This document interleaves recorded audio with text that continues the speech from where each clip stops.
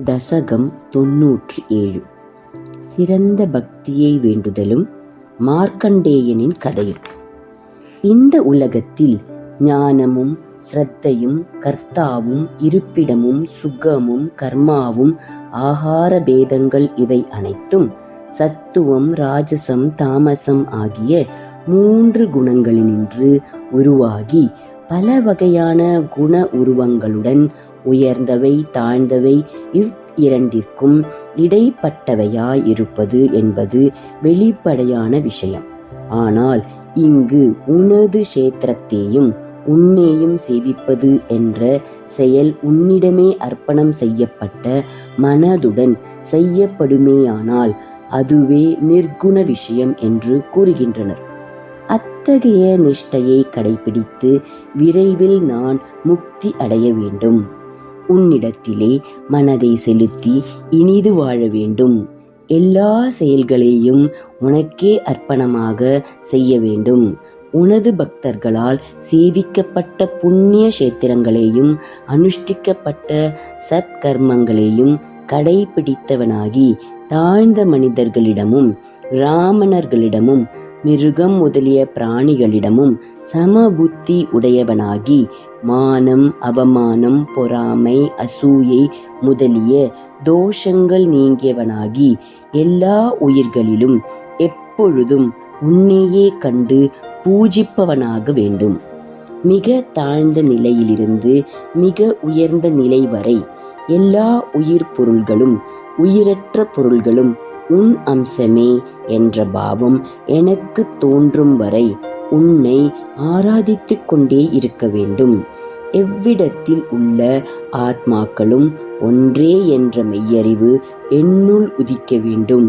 நான் நீ என்ற வேறுபாடு மறைந்து நானே நீ நீயே நான் என்ற பாவத்தோடு உலவ வேண்டும். இவ்விதம் ஆரம்பிக்கப்பட்ட பாகவத தர்மத்திற்கு இறுதி வரையில் சிறிதும் அழிவில்லை. ஆகவே ஓ பிரபுவே, எல்லா வகையிலும் மனதிற்கினிய பக்தி மார்க்கத்தை எனக்கு தந்தருள வேண்டும். இந்த பக்தி யோகத்தை உறுதிப்படுத்த எனக்கு உடல் நலமும் ஆயுளும் தேவைப்படுகின்றது. அத்தகைய யோகத்தை சாதிக்க பாலே மருந்தாவது போல் உமது திருவடி சேவை அதிர்ஷ்டவசத்தால் அமைந்தது விந்தையே. முன்னொரு காலத்தில் ஜோதிடர்கள் மார்க்கண்டேயனுக்கு ஆயுள் 12 ஆண்டுகளே என்றார்கள். ஆனால் அவன் ஓர் ஆண்டு காலம் உன்னை நன்றாக வழிபட்டான். பின் உன் தூதர்களின் கூட்டங்களை கொண்டு யமனை விரட்டி அடித்தான். அந்த மார்க்கண்டேயர் நீண்ட ஆயுளை வரமாக பெற்றும் கூட புஷ்பத்பத்ரா நதிக்கரையில் மீண்டும் தவம் செய்து 6 மன்வந்திர காலம் ஒப்பற்ற பிரம்மானந்த சுகத்தில் ஆழ்ந்திருந்தார். 7வது மன்வந்தரத்தின் அதிபனாகிய தேவேந்திரன் தேவ கன்னிகைகள் மன்மதன் தென்றல் காற்று முதலியவற்றின் உதவியுடன் அவரை மயக்க முயன்று அவரின் தவத்தின் தேஜஸினால் தோல்வியுடைந்தான். உனது அடியாரை யாராலும் வெல்ல முடியாது என்பதை நிரூபித்தான். பிறகு உன் நாராயண அவதாரத்தில் நீ மார்க்கண்டேயரிடம் கொண்டுள்ள பிரீத்தியால் நரரோடு அவர் எதிரில் தோன்றிய பொழுது மகிழ்ச்சி பெருக்கில் அவர் உன்னை துதித்தார். அவரின் பக்தியை கண்டு அவருக்கு பற்பல வரங்களை அளித்தாய். ஆனால் அவரோ அந்த வரங்களை ஏற்கவில்லை. பக்தியினால் மனம் பூர்ண திருப்தியுடன் இருந்தாலும் உன் மாயா விலாசத்தை காண வரம் வேண்டினான். உன் மாயையால் உண்டாகும் துக்கத்தின் தன்மையை உணர்ந்திராத அவன் அதனை உணர வேண்டி அந்த வரத்தை வேண்டினான். நீ அந்த இடத்தை விட்டு மறைந்ததும் காற்றினாலும் மேகத்தினாலும் கொட்டும் மழையின் வேகத்தாலும் 7 கடல்களும் பொங்கி உலகை விழுங்கிவிட்டது. உலகு அனைத்தையும் ஜலமயமாகவே இருக்க மார்க்கண்டேயர் மட்டும் அந்த ஜலத்தில் பல கோடி வருஷங்கள் சுழன்று வருந்தினார்.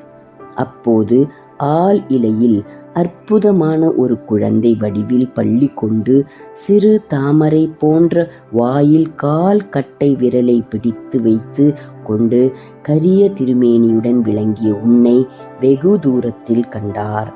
உன் தரிசனத்தால் மெய் சிலிர்த்த அந்த முனி சிரேஷ்டன் உன்னை தொட விரும்பி உன்னை நெருங்கிய பொழுது உன் மூச்சு காற்றால் உன்னுள்ளே இழுக்கப்பட்டான்.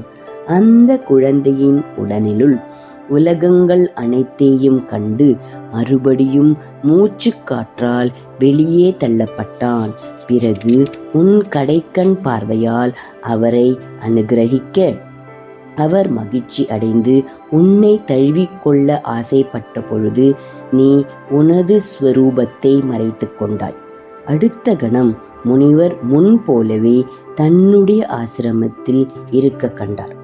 பிறகு திரிபுர சம்ஹாரியான சிவன் உன் பக்தனான மார்க்கண்டேயரை காண விரும்பி பார்வதியுடன் அவர் முன்னே தோன்றினார். ஏற்கனவே வயோதிகமும் மரணமும் இல்லாத வாழ்வை வரமாக பெற்றிருந்த அவருக்கு மறுபடியும் அதையே வரமாக அளித்து மறைந்தனர். எந்த காரணத்தை கொண்டு மன்மதனை வென்ற சிவன் உன் சேவையால் பிரீத்தி அடைகிறானோ அந்த காரணத்தால் மும்மூர்த்தி ஸ்வரூபி என்பதும் நீயே எப்பொருளிலும் உள்ளுரை பொருளாக இருந்து எல்லோரையும் ஆட்டி வைப்பவர் என்பதும் நன்றாக விளங்குகிறது.